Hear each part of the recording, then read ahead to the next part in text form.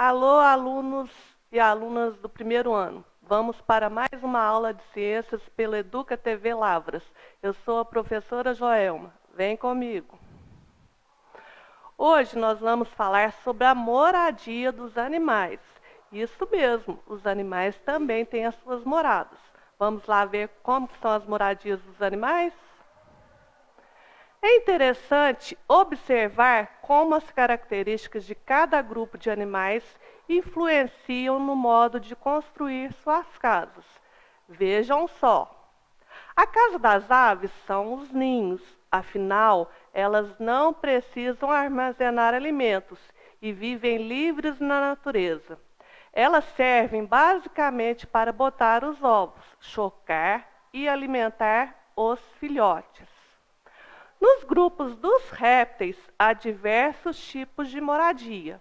Os que carregam a casa para todo lugar, como as tartarugas, os que vivem em buracos subterrâneos, como algumas espécies de lagarto e serpentes, e também os que vivem em árvores, como os camaleões. O grupo dos mamíferos também não ficam para trás, no que se refere à habitação. Podemos encontrar desde os muito pequenos, como o rato, que vive nas frestas das paredes ou em depósitos onde podem ficar escondidos, até as baleias, que vivem no mar. Desse grupo também faz parte 3 animais que vale a pena conhecer suas moradias.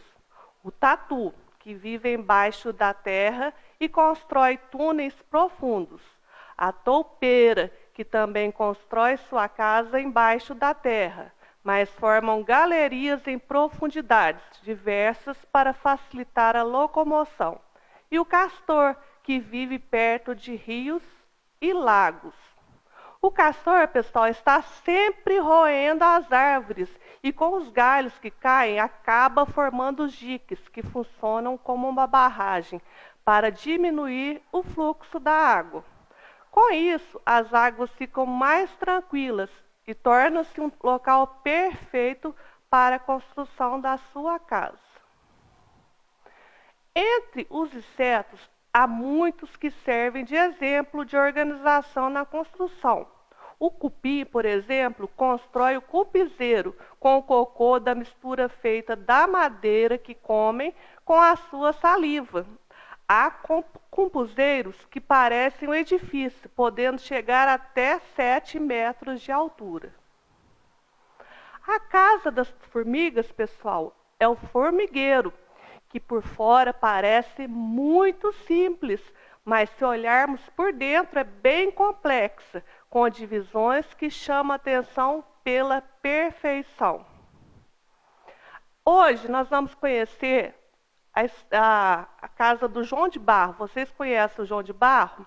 O João de Barro é considerado um arquiteto, um engenheiro da natureza.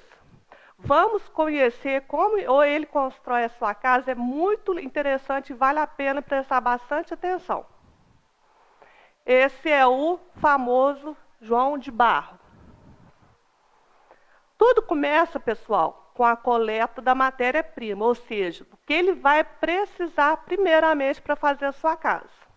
Além de barro úmido retirado do solo, a ave usa esterco misturado à palha.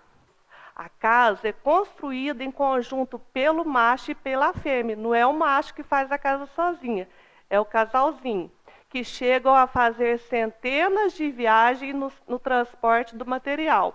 Por isso, quando vocês verem uma casa de João de Barro, não destruam, vocês vão ver o trabalho que dá para fazer, como é interessante a casa do João de Barro. Aí, na imagem, a gente vê o casalzinho do João de Barro, o macho e a fêmea.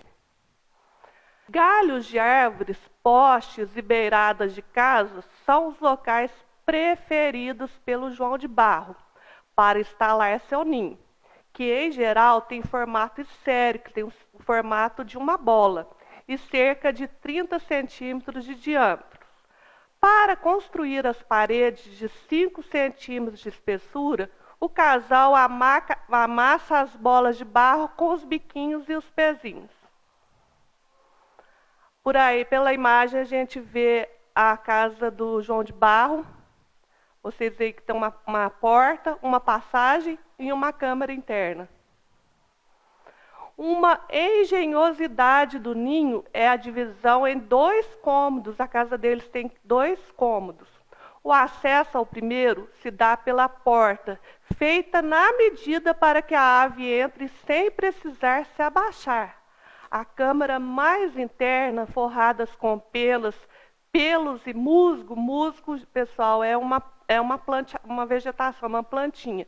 Serve para a postura de ovos e acomodação dos filhotes, que ficam salvos de predadores.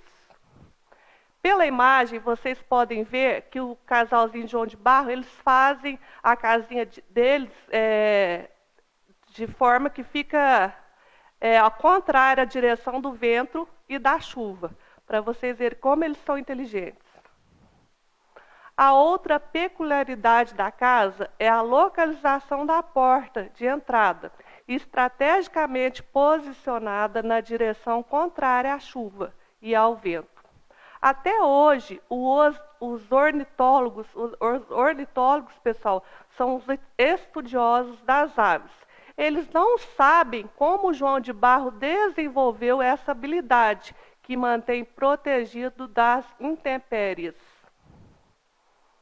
Aí vocês podem ver a casinha deles, né, a fêmea no ninho e o macho de fora da casinha. Após cerca de 2 semanas, pessoal, o ninho fica pronto e a fêmea põe seus ovos. Inexplicavelmente, depois de tanto trabalho, o casal só usa sua casa por 1 ano, período em que tem até 4 ninhadas. Em seguida, a dupla abandona o lar e começa a construção de um novo. Vá gostar de trabalhar. Agora, nós vamos ter um poema que se chama Casas e Casas, de Regina Vilhaz. Gosto muito da minha casa. Ela é grande e bonita. Muita gente mora nela. Ela alegra a minha vida. Todos têm a sua casa. A do passarinho é o ninho. A do tatu é o buraco. A da lagarta, a folhinha. A tartaruga e o caracol levam a casa aonde vão. É na sua casa que o totó esconde-se do trovão. O coelho mora na toca, o peixe no aquário, o macaco mora no galho e o jacaré na beira do rio. Cada casa é diferente, seja grande ou pequena. Todas que nela moram vivem felizes e contentes. É isso aí, pessoal. Essa foi a nossa aula de hoje. Espero que vocês tenham gostado. Até a próxima aula. Um abraço. Tchau para vocês.